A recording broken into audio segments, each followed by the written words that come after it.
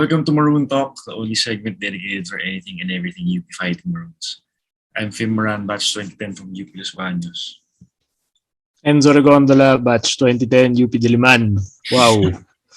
Parang hindi na tayo sanay Magandang gabi po sa ating lahat. Hindi na tayo sanay sa ganitong pakiramdam. Actually, kakauwi ko lang from MOA. Hindi pa ako nagbibihis. Talaga ito po yung damit ko. Kasi wala akong gana. Sobrang bigat na feeling. Siguro last na naramdaman ko yung ganito. Ano pa? Lasal fan pa ako. Ito yung feeling na parang mabigat na pagtalo ka sa isa sa mga Lasal Ateneo games. Ito yung naalala ko sa ganitong feeling. Yung bad trip ka, talo ka na nga, uwi ka, traffic pa. Yun ang masakit. Yun ang masakit talaga. Mahal pa ng gas, sa traffic ka. Gas, pagod talo. Ka. May work bukas. Yun, patay. Pero despite that, gagawa tayo ng episode dahil sa game na to. Huwag na natin yung win natin against NU. Tama, NU, no? The other day.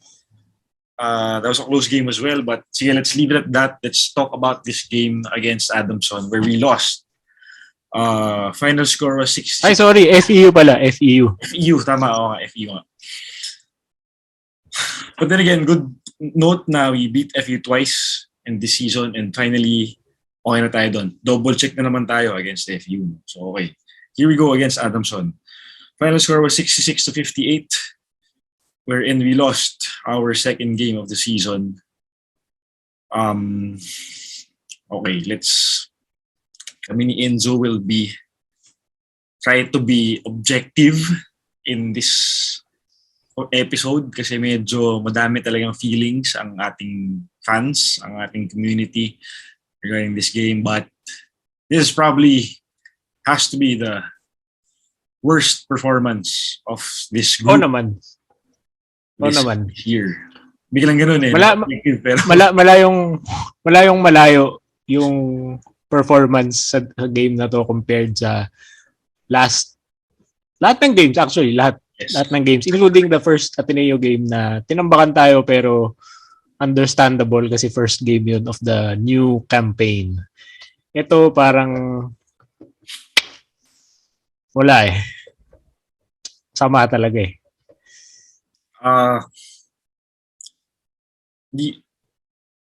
akala ko ako lang yung nakakita na, kami lang ni Enzo yung nakakita na masama yung pinagagawa nila nung simula. But luckily, lahat tayo as fans saw the same thing. Everyone understood that UP was not at the top of their game during the whole game. And it goes to show na we are in a bad form right now as a team. Ang daming kailangan i-adjust, ang daming kailangan i-improve on. Pero dahil sinabi namin itong mga negative shit na to, explain natin kung bakit. Try natin explain kung bakit. Yung bakit tayo natalo sa Adamson tonight, in our,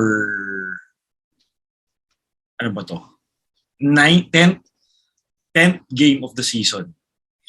So, we are in the final stretch of the elimination round. Sa mga hindi pa nakaka-realize nun, we only have 4 games left on the calendar. And up next is Lasal. But before that, pag-usapin muna natin tong game na to. Zo, saan mo gusto magsimula? Ano ba muna natin na as a whole game? O ano bang dissect na natin? Ano ba?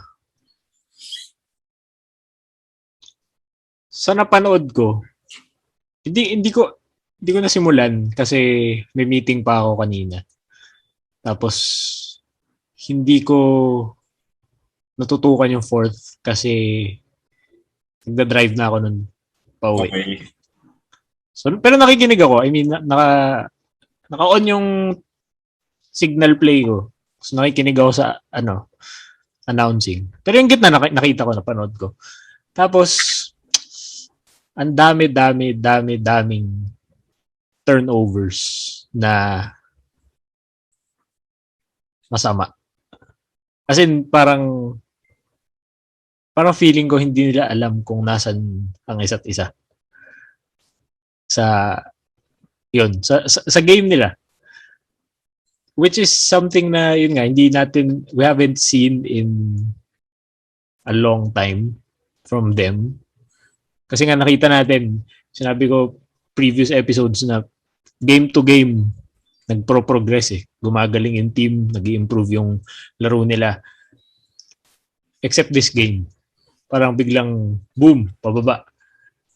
Na yun yung main sa akin. Parang walang flow. Walang flow sa offense. So hindi natin nakukuha yung usual looks na nakukuha natin the past games na panalo natin. So, yun. Dahil hindi natin makuha yung looks na yun, hindi makakuha ng magandang scoring opportunity si Zave Lucero, for example. Si Carl din, parang hindi rin nagagawa yung mga ginagawa niya the past games eh. Magaganda. Yun. Overall, yun. Wala tayo sa tamang offensive disposition natin to be effective. Sige.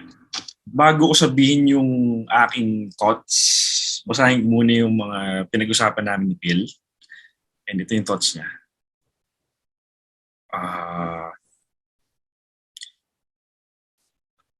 Nag-iba defense ng Adamson. Parang naging ayos style. Gang defense tapos puro sundot. Galing talaga ni Coach Nash. Tapos, ang isa pa niyang general comment. Ako tingin ko kasi nakikisabay na naman sila sa pace na dinidikta ng Adamson. Tapos minamadali nila sets nila. Saka yung pinaka-obvious sa akin, sobrang pinipilit nila Zave at Carl, tsaka si Carl. Kaya naman pero check na kasi tsaka sobrang sikip na pag nakuha na nila yung bola. Okay. Yung muna yung Kasi medyo similar kami ni Piel ng thoughts. So tama. Yung sinabi ni Enzo, I have 2 points actually. On our end, first point, we were struggling on our own in taking care of the ball. Para bang hindi marunong mag-basketball yung players natin. Which they committed mistakes / turnovers na avoidable naman. So kumbaga parang nabanggit ni Zo kung hindi nagkakamali na they were lost in this whole game. Parang yung focus wala. Sundot ko lang yung stat that proves that point. Ang UP merong 20 turnovers. Ang Adamson meron lang 10 steals. So, nasan yung 10 na yun na turnovers na hindi steals? Ibig sabihin, yes, unforced errors na yun. Oo. Half of our turnovers, we made ourselves unforced by the kalaban. So, it was our fault kung bakit natin hindi nagagawa kung bakit tayo nag-turnover. So, again, that was on ourselves. Next up, given the fact na yun na nga, medyo wala tayo sa focus kaya hindi tayo makapag-execute ng ayos. The game plan of Adamson, the game plan of Coach Nash Rosella was solid. Yung adjustment nila sa pensa ni Kay focused mainly on Zave and Carl was amazing, was splendid at that. Incredible. If you got to see hindi natin mapanood yung game pa ulit kasi hindi pa naman nila-upload. Every time, ang pinaka napansin ko talaga, every time Zave or Carl touch the ball, automatic may double team, automatic yung defense shifts towards that strong side na hawak nila yung bola. So with that, hindi sila nakaporma talaga. Then again, having said that, Carl Tamayo had his chances. What made me say that? For field goals, nakapag-attempt siya ng 11 shots. Bad thing was, he was able to score only 3. 3 out of 11, 27% field goal percentage. On the free throw side, Carl was 5 out of 10. Actually, yung nakita ko tong 5 out of 10, nagulat ako na 10 lang yung... Naka-5 pa pala siya, kumbaga. So, naka-50% pa pala siya nung na free throws. But when we were watching the game, if you were there in MOA, parang lahat na-miss niya talaga. Hindi mo mararamdaman yung 5 made niya. Singito na rin. Well, we're talking about free throws. Another dude who had a lot of free throws on our end was Malik Diouf. Hulaan nyo kung ilan yung inattempt niya at sinut niya. Malik made 1 free throw. Isa lang po, mga kaibigan, out of 7 attempts. We lost by 8 points. You do the math, everybody. Actually, yung 8 points na yan, misleading din kasi mga 4 dyan, parang garbage time na eh. Kumaga, foul, nag-intentional foul na yung UP, so free throw si Adamson. Pero, for most of the game, lalo na nung fourth, parang ang score, mga 3 points. 3 to 4 points lang eh. Yung lead ng kalaban. No? So yun lang yung deficit eh. Kung pinasok lang yung kalahati nung free throws na na-miss ni Carl saka ni Malik, edi... Imagine where we'll be. Ilan yun? 5 plus 6, 11. So, sabihin natin plus 5 points lang. Sabihin mong tayo. Diba? Mas dikit yung laban, kumbaga. Di ba? May iba yung game eh. Merong mas malaki yung chance na manalo yung team kung napasok lang yung free throws na yun. Yes. Now, talking about sige, i-run through natin yung mga key stats dito. As a team, we only finished with 8 assists total game. 8 assists, pare. 8. Meron tayong games na meron tayong 15 assists at halftime. Tapos ito, 8 for the entire fucking game. Ay, nako. Ang usual na comparison kung in terms of gauging the assists is the assist to turnover ratio. Kumbaga, ima-match natin yung assists sa number of turnovers natin as a team. Having said, now we had 20 turnovers earlier. You do the math again. Kids. Ano yun? Ilan yun? 0.4? 0.4 assist to turnover ratio. Okay, at least on the rebounds, tayo.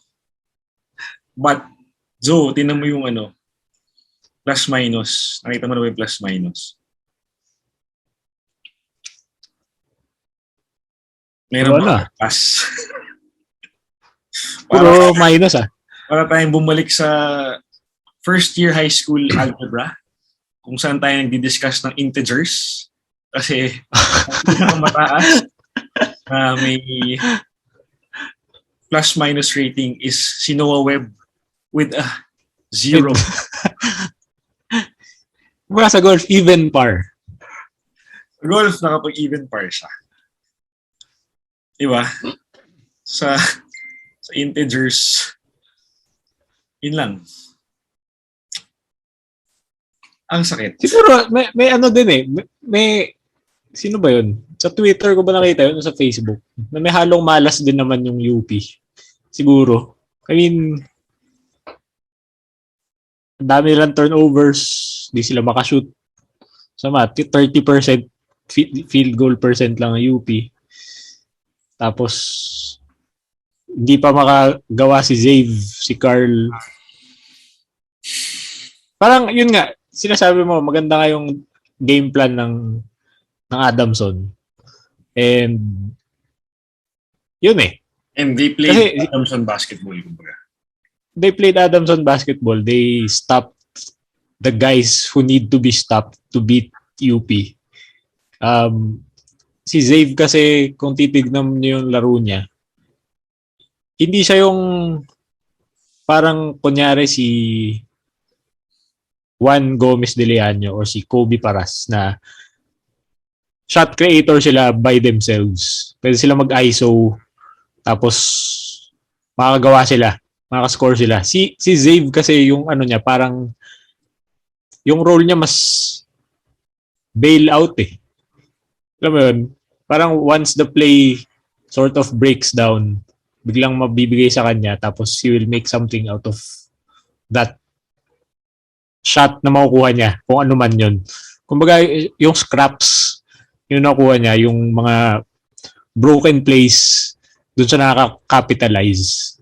Tapos yun, naiwasan yun ng Adamson na makuha niya yun. Parang kumaga finisher lang siya, parang ganun. Yun yung naging role niya in the past games na, ano mo yun, sumascore siya ng 25, 27 points.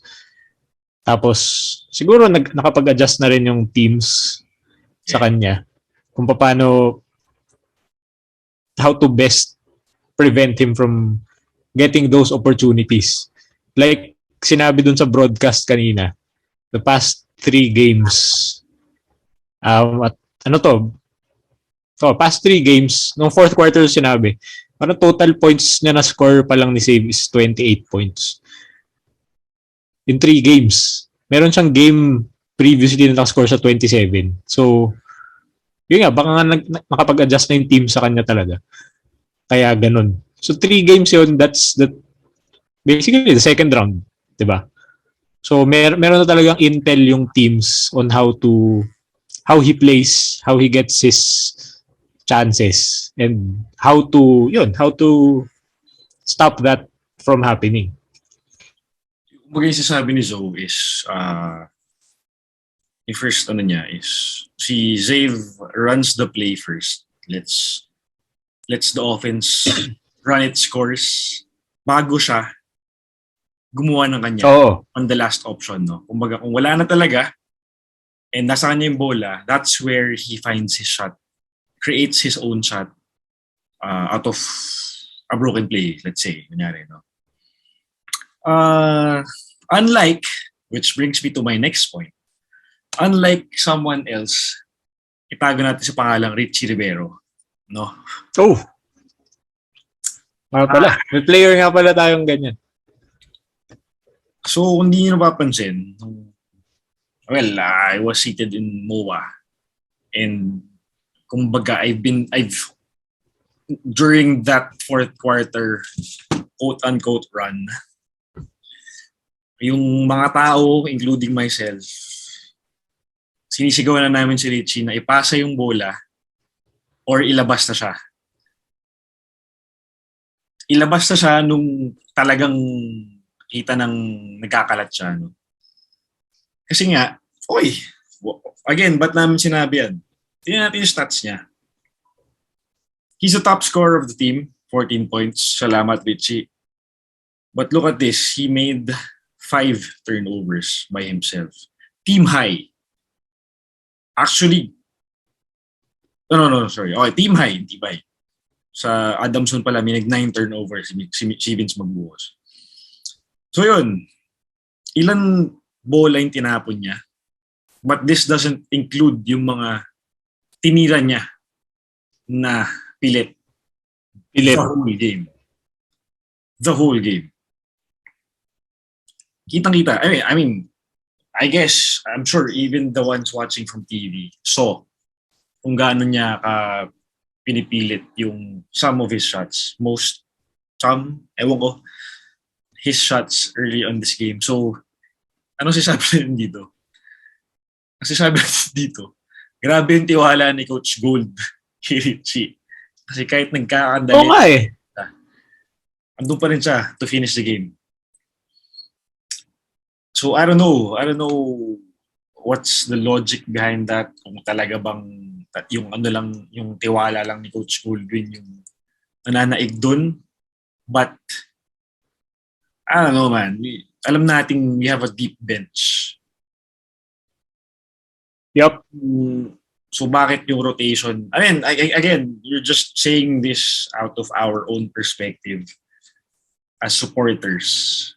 If you have other thoughts, let us know in the comments. We'll be more than happy to know your thoughts as well. Ang ano kay Richie kasi, alam mo, nandun yung skills niya eh. I mean, yung mga ginagawa niya, kaya niya talaga yun. I mean, kaya niyang outside shot, mid-range, nandyan yung finishing ability niya.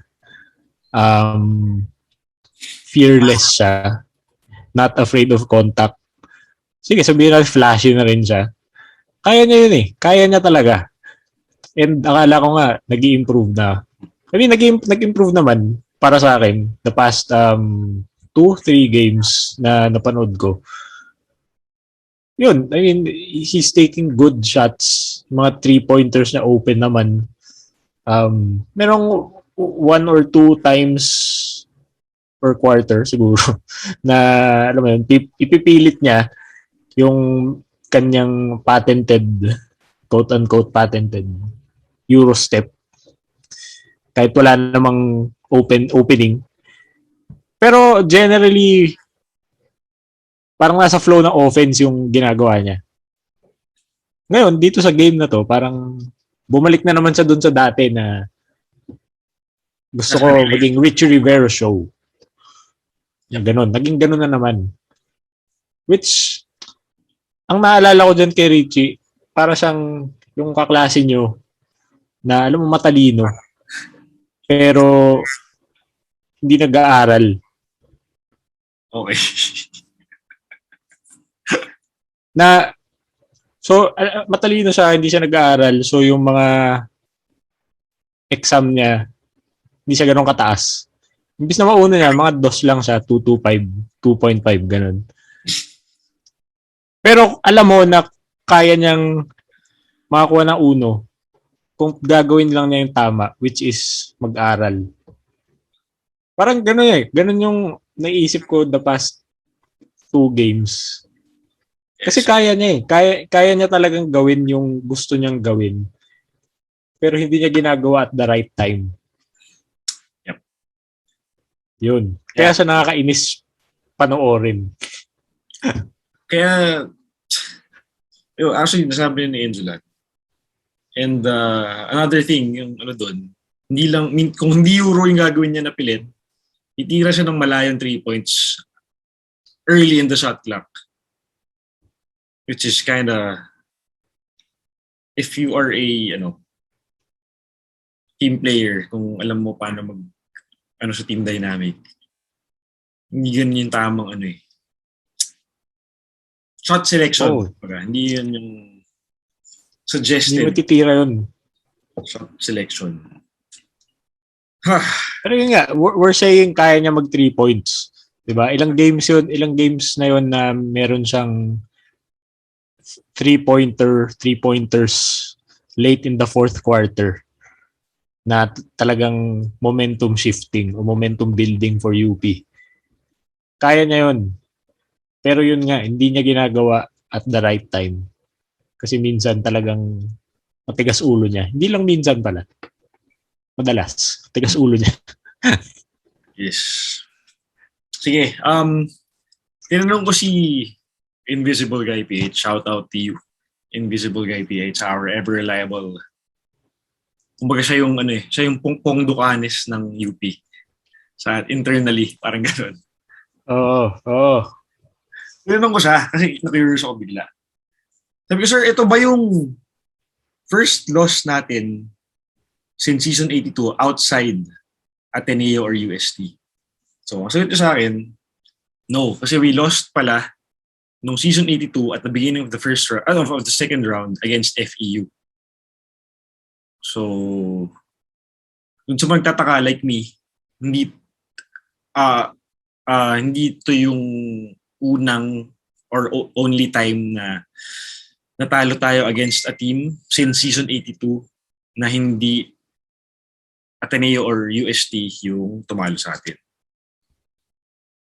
Na ano mo ba yun, Zo? Na naging ano ka rin ba doon? Oo nga, no? Hindi tayo na ano. Parang oo nga, no? Kasi, well, niisip ko nga rin, try ko na i-recall, weekday game pala yung FEU UP na game na yun ng season 82 and it was held in MOA. So, kaya wala tayo doon kasi may pasok ng ano yan. FEU. Hindi ko na rin siya maalala actually. Pero yun, natalo tayo pala doon. Okay. So, basahin ko lang isang comment natin from Facebook after making a status na saying there was no fight today. That's what I posted. Comment from Mr. Paulo Catalan. Thank you for always commenting here sa post natin. No? Oh, yan yung mga loyal natin commenters. Oo. Yung picture niya kasi bata yun yung basketball. So hindi ko alam kung siya yun or anak niya, hindi natin alam. Pero Sir Paulo, salamat for always commenting here sa page natin. So ang comment niya, kulang sa puso, kulang din sa utak. Sige, we weren't making makeable shots, pero we could at least play defense and not commit silly turnovers. Thank you for pointing that out. It goes to show na hindi lang kami nakita nun. Thank you, Sir Paolo. Coach Goldwyn has been good this season, pero needed a personnel change in the fourth. Medyo off din siya ngayon eh. Finally saying, outplayed, plain and simple. Yeah, and if we were to summarize this game, this would be the comment to encompass all thoughts for this game. Yun lang eh. Talagang we played Adamson's basketball in this game. Nagpadikta tayo sa kanila, sa tempo nila. Mm-hmm. On our end, we didn't take care of the ball. And they were able to capitalize kasi number one, swerte din sila today. Their shots were going in. Number two, they were getting good shots because they scouted us properly. They knew how to play our defense. And nung naging lang naman to, nung nag-adjust ang UP na mag-press ng 2-2-1 or 2-1-2 if I'm not mistaken in the second quarter, doon lang tayo nakadikit ng konti. And that was the defense for the whole game, no? We stuck with that press to keep Adamson in check, but it was not enough to get a lead or win the game. So doon tayo nagkulang. We had chances, no doubt. We had, because of our plethora of free throws given to us, the open shots we had, the easy layups we were supposed to make. And sige, fine. So, ibabanggit ko na yung refs. Yung refs on both ends of the floor, may masasamang tawag. Sige, let's say that. But then again, you can't blame it on them because we played shitty basketball in the first place. Kung maganda yung at least individual team effort natin, how do we say that? Kunyari, we take care of the ball. We take good shots. We play good defense. If we do those, then saka tayo pwedeng, pero hindi naman, saka tayo pwedeng tumingin sa referee na, okay, they took control of the game kasi we did our part. Pero either way, hindi rin naman siya talaga pwedeng maging excuse if you lose, no? So, but then again, we have to look at ourselves first before we look at other external factors in pointing out the fault in this loss, no? Wala, we lost it. We got outplayed, plain and simple, as Sir Paulo said. wala tayong nagawa. Even if we did come out with a win, hindi natin siya deserve. Adamson played hard the whole game. They did a good scouting report on our team, thus coming up with a solid game plan. They deserve the win. We applaud them. And having said that, this is what we've been saying. Di ba so nung last episode natin, before we go into the break ng Holy Week, look out for Adamson because they can still turn things around in the second round. The second round is different ball game from the first round. And that's exactly what's happening right now. Like I said, nung season 81 nga, UP was in the same position as Adamson na ended the first round 3-4 tapos naging 3-5 pa nga ata sila. Pero peaked at the right time. They improved, they got better, they regrouped. Tapos yun, ano nangyari sa UP noon? Nag-Final Four, tinalo Adamson. Umabot ng finals. Hindi, you just can't count Adamson out. Or any of those teams for that matter. Kasi any one of them can just catch fire one day and start winning and winning and winning. Hindi tayo sa home stretch. Dikit pa rin yung laban dyan. Those teams at the bottom, Adamson, NU, FEU. Ano yan? UST nga eh. Pati UST, baka humabol pa. Yan yung mga hungry teams. Kahit na sinasabi natin na medyo clear-cut number 2 ang UP. Yun nga, dahil hungry teams tong mga to, when we face them, iba yung ano nila. Iba yung parang drive nila when they play us kasi ito yung perfect scenario na yung mga nasa baba dapat tina-target yung number 2 hindi yung number 1, diba? Hindi yung number 1 kasi siguro alam nila Ateneo hindi lang matatalo hindi nila matatalo, wala makakatalo sa Ateneo, baka UP lang, hindi natin alam, pero lahat sila merong chance sa number 2. Buti na lang, hindi tayo pinag-withdraw ng mga UST. Nasa baba. Oo, ng mga nasa baba. Hindi tayo pinag-withdraw. Yan dapat ang attitude ng mga nasa baba. Gagalingan nila. Di ba? Gagalingan nila para matalo yung number 2. Hindi yung sasabihin nyo, number 2, mag-forfeit na kayo, mag-quit na kayo. Yan. Ito yung tamang situation para dyan sa pag-challenge sa number 2. Baga kung hindi kayo tanga, ganito yung magiging approach so dapat. Hindi yung papalit yung number 2 kasi nga, tingin nyo, hindi siya dapat andun. Napakalabo. Hindi ganun. Dahil dyan, kasi may pa bago kayo dalhin sa next point. Kasi na-lead mo na. Sige, wala na. Dahil nabanggit ko yun. Ano ba ang implication nitong loss na to? Okay, sige, sabihin natin tapos na to Tapos na. Wala tayong magagawa. What happens next? On Saturday, we face Lasal. Ano nangyari kanina after the UP game? Lasal beat UE. Mm-hmm. Now, Lasal stands at 8-2 kung nagkakamali. Similar to our record. 3 losses sila. Hindi. Lamang pa rin tayo ng 1. Ano sila? 7-3? 7-3? 7-3 ba? 7-3. Now tayo tas ang UP 8-2. Okay. If we lose on Saturday, ano mangyari? 8-3 tayo pareho.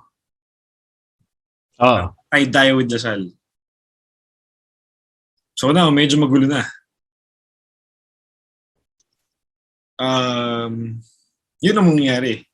We can slide down to 4th, 3rd, come the end of the elimination round on May 1st, Sunday, against our game against Ateneo.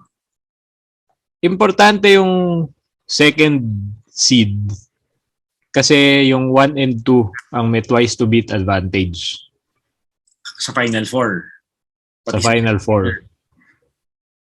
Tama, no? Kaya importante na makuha natin, ma-secure natin yung number 2. Yun ang implication. As of now, as of April 21, 2022, wala pang malinaw sa Final Four and besides Ateneo being number 1. So, if we play lousy like this in our remaining games, if we play like shit still for our next remaining 4 games, magpaalam na tayo sa championship. Magpaalam na tayo sa Final Four. Baka possible magpaalam din tayo sa Final Four. So if we don't make changes, adjustments, if the team doesn't gather themselves up and focus already, wala mangyayari sa atin. Pre. Huwag na tayo mag-expect na huwag na tayo mag-expect na lalaban tayo for championship, lalaban tayo for to beat Ateneo at that. Huwag natin expect yun. Kasi kung hindi gumising tong team na to, wala, ganito mangyayari sa atin. Tatalunin lang tayo. So, now, it's on them. Kasi tayo, as UP supporters, andito naman tayo palagi to support the team. Diba? So now, it's on them. If they want to win, kung gusto ba talaga nilang makarating somewhere and achieve great things such as a UAP championship, they have to realize that now. If, tawag dito, by any means, this should be a wake-up call for the team to gather themselves up and focus. Kasi hindi na biro tong stage ng tournament natin. This is where legends are born. This is where great players are separated from the good players. So, kung masaya na sila sa pa-cute, kung masaya na sila na mag-show off sa fans sila ng kung ano-anong mediocre na performance, kumbaga, let us know. Let the fans know. Ganyan na lang ipapakita natin sa atin. Kasi kunyari tayo, mag-expect tayo eh. Sabi ni Enzo, mag-expect kami. This team was built to win a championship and we expect nothing less. Kaya tayo na-frustrate ng ganito. We're not putting pressure on them. We're not putting pressure on the players na may utang na loob sa amin. Winning is the only option. Hindi ganun eh. Because we are aware of the potential of the team. Yung expectations namin is based on the potential of the players. Meaning, alam namin magagaling kayo lahat. Alam namin kaya nyong manalo. Alam namin kaya nyong ibalik ang UP. Ibalik ang corona ng UAP sa Katipunan. Sa tamang side ng Katipunan. Sa tamang side. Sa tamang side. Kaya namin sinasabi to. Kaya tayo na-frustrate as fans. Kasi we believe in the capability of the team. The players of the team. Hindi kami na-frustrate kasi dapat ito yung ibigay nyo sa amin. It's more of talagang we believe in your talents. Nasasayangan lang kami na hindi na ma-maximize yung talents nyo. Yun lang yun. Mm-hmm. We're not, I mean, I've been around toxic fans na who expect nothing else, nothing but wins. But that's the incorrect mindset. Kaya lang naman tayo nag-expect ng ganito. Kaya tayo nag-vent out ng frustrations natin. Is because kaya nilang manalo. We believe in the players at that. And we believe na, yun nga, again, like I said, this team can go places. It's all on them to decide kung gusto ba nilang abutin yung mga yun. Enzo, let me know your thoughts. Itong game na to, again, it's another, pwede na sabihin, another Adamson UP classic. Again, came down to the wire. Meron na namang backbreaker ang Adamson in the form of Jerome Lastimosa's step back three. Dagger. Yeah, I mean, ilang straight wins naman na ang UP against Adamson since season 81. Number 1 to 5. 5 straight wins na yun. Puro magagandang laban lahat yun. And yun, sa rivalry, nakaisa naman ngayon yung Adamson. It happens. This was one of the worst games of this team. Yeah, sabi ni Phil, this is a wake-up call. And naniniwala ako na yung team, pag merong wake-up call na game, wake-up game, basically, nagre-respond naman sila. Sinabi natin to no first game, natalo sila sa Ateneo. Sabi natin, it's a wake-up call to, to make them realize where they stand. And nag-respond naman sila with 8 straight wins na, they got better and better and better progressively. Siguro medyo, ngayon, the past 2 games, medyo so-so yung performance ng team. Siguro dahil sa Holy Week break, medyo nag-relax din sila. Tapos yun nga, yung medyo nakampante rin siguro kasi nga nananalo sila eh. At the same time, yun nga, itong teams behind UP, or below them in the standings, nag-focus din during the Holy Week break, I guess. Scouting was ramped up. Tingnan natin, paano ba tatalunin itong UP? Ano bang yung nangyari ng first game natin against them?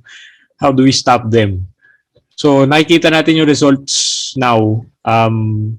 The previous game against FEU, this game against Adamson, nakita natin yung response ng mga kalaban natin. I mean, nanalo tayo against FEU pero it wasn't the best game from UP. So, yun nga, baka nag-adjust na rin yung FEU nun. Nakita natin ngayon, nag-adjust yung Adamson. So, I guess, moving forward, UP has to be wary of the opponents mga susunod. Kasi nga, meron ng intel. Meron silang scouting based on what happened in their first games. So, it's how UP will respond to those adjustments that will be made against them. Anong counter adjustments yung gagawin nila to still maximize yung strengths ng team, aka Zabe Lucero, Carl Tamayo, and the rest. Yun. So that's no? Base sa sinabi namin ni Zoe, may two personnel factors na in terms of adjustments, that's on the coaching staff.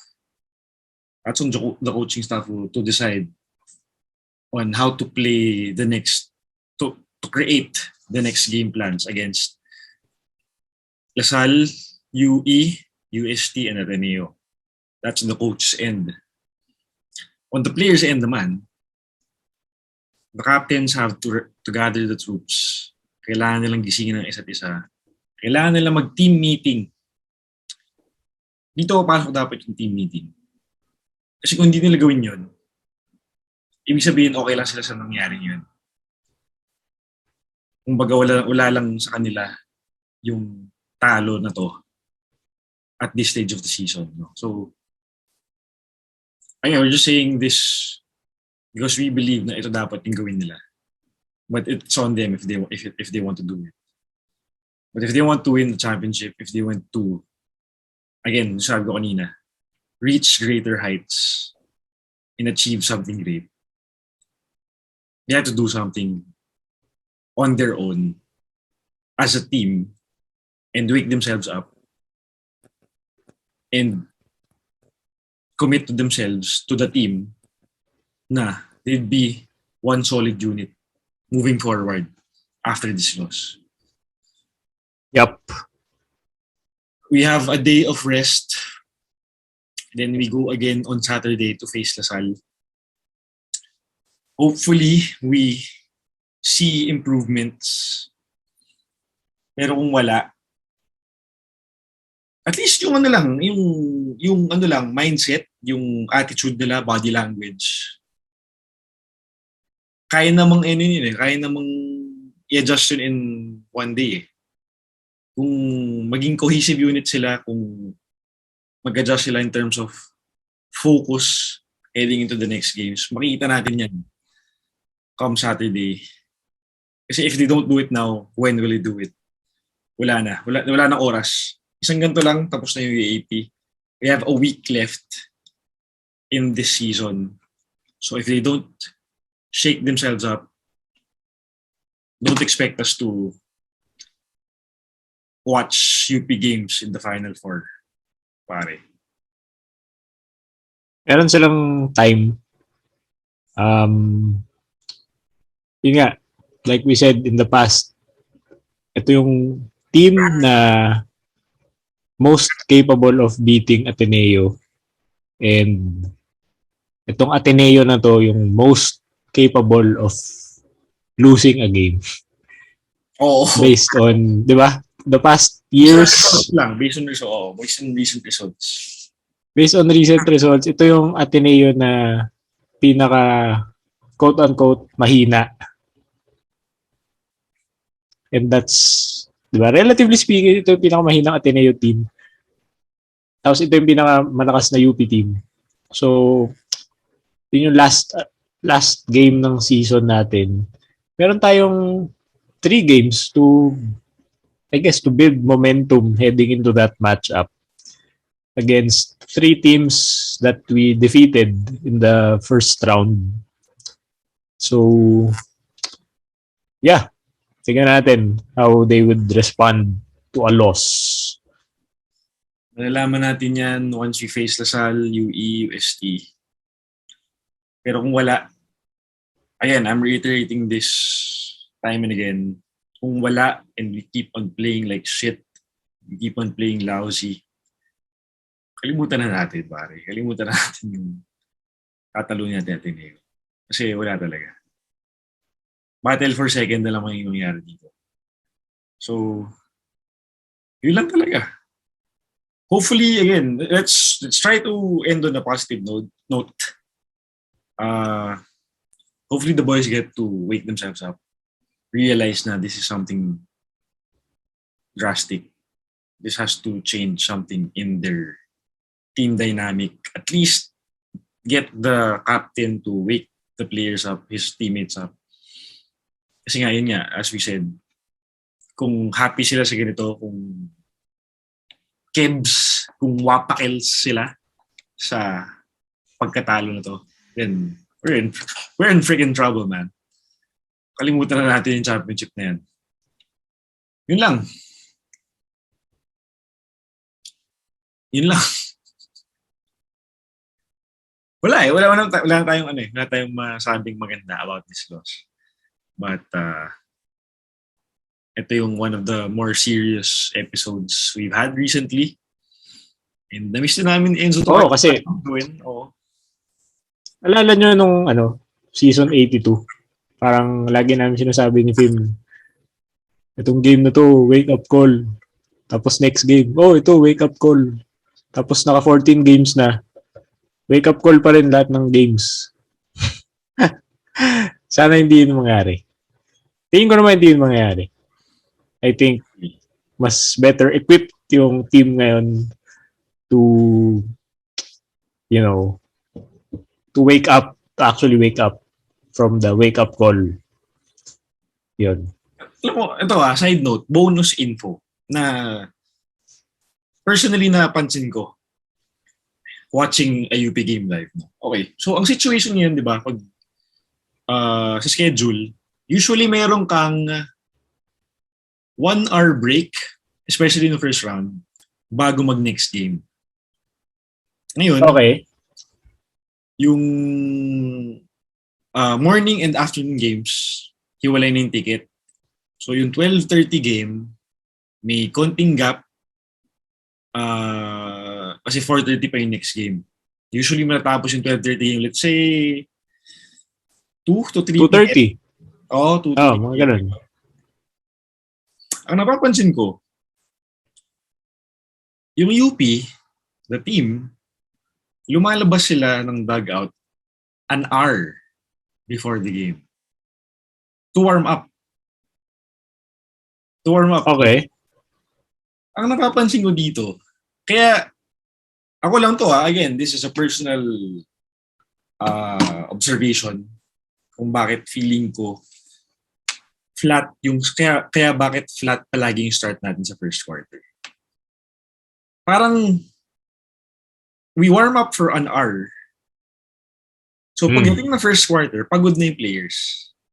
Ako lang to. Yun yung napapansin ko. They warm up for an hour. Usually pag ganun medyo down ka na come game time. And yung opposing team usually comes out, let's say 30 to 45 minutes before the game. Usually. I've only watched two games live, but both of them, yun yung scenario. Ganun yung setup. 1 hour before the game, before tip-off. So I won't be surprised if they're doing that every game. If they're doing that every game, it goes to show kung bakit flat yung start natin all first quarters of each and every game we've had this season. Correct me if I'm wrong, but that's what I've been observing. Again, wala akong alam sa strength and conditioning, wala akong alam sa program nila for warm-up. But yun yung napapansin ko. Hopefully I'm wrong, but yun yung napapansin ko again. And it goes to show kasi nga, most if not all our starts are flat. I think isa lang yung hindi flat, it's the UE game. Kung yun nagkakamali, UE ba? UST.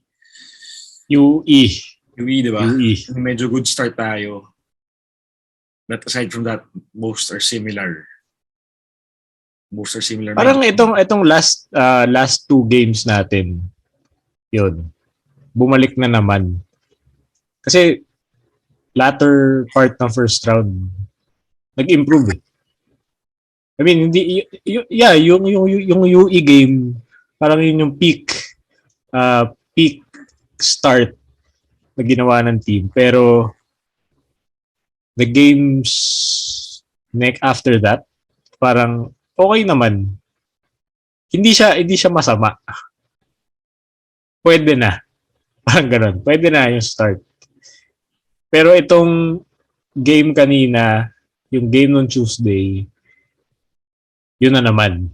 Parang bumalik dun sa slow start, tapos medyo maghahabol. In today's game, yun, they dug themselves too deep a hole to start. Kaya hindi naka-recover. Which in fact, hindi nga dapat mangyayari yun.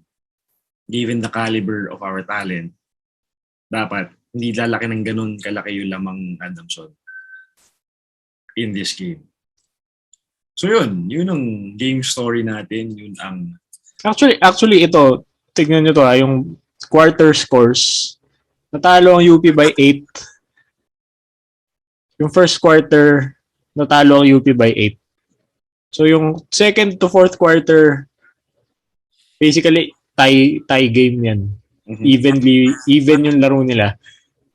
So parang in a nutshell, dun tayo talaga natalo. Yung first quarter. That's where the game was decided, kumbaga. Yep. You gonna make it. It's been how many games? And again, most often than not, we start the same in every game. So yun. May ako na paulit-ulit. Nasabi ko na lahat naman. Ulitin ko lang din yung sabihin ni Ever. So that's what we have. That's the situation we have right now. Those are the things you have to look out for in the coming games. Again, everybody, we have 1 week left in this season. Let's make it count. Joe, ikaw pa. Konti na lang, guys. Final 4 na. Lapit na akong makanood sa Mo Arena. Lapit na mag-May 1. Yun lang ang aking free day. So, excited na ako. Kita-kits tayo, everybody. Nice to see a lot of UP fans out there kahit weekday. It was nice to see everyone wearing pink, supporting the team. Hopefully, we can make it count in the coming games. Hope to see you guys again here. If you see us, say hi. If you want to let us know your thoughts, please comment down below. So, we'd love to hear your thoughts. No? Tweet us. Alam niyo naman Twitter namin. And hope to see you guys in the coming games. And we believe na we can still bounce back from this. No? This is just a wake-up. Oo naman. Let's do Ganyan this. tayong mga taga-UP. Fall 7 times. Stand up 8. Yan. Yan. Yan tayo. Yan tayo. Dahil dyan, maraming salamat everyone. As always, Thank you guys. UP fight. UP fight. Thank you, Fim. So, salamat. See you guys. Ingat. See you guys. Peace.